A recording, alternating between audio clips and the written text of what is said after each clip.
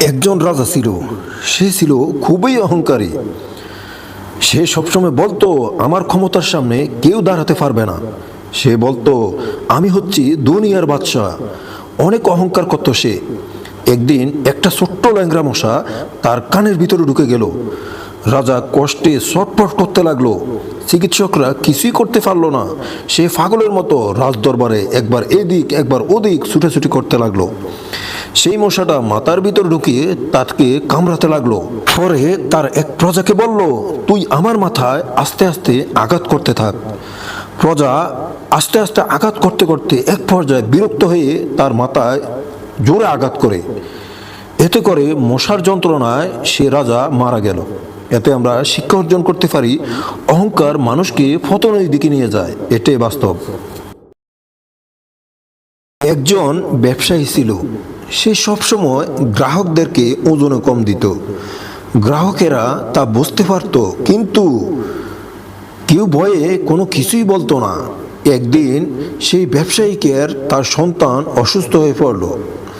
চিকিৎসার জন্য সে ওষুধ কিনতে যায় ফার্মেসির মধ্যে। ফার্মেসির এক লোক ওষুধের এক বোতলে নিজে ইচ্ছা করে পুরো ওষুধ না দিয়ে অর্ধেক বোতল দিয়ে দিল। ফলস্বরূপ তার সন্তানের অবস্থা দিন দিন খারাপ হতে লাগলো। এতে আমরা শিক্ষা অর্জন করতে পারি, আপনি যা করবেন আপনার সাথে পরবর্তীতে তাই হবে।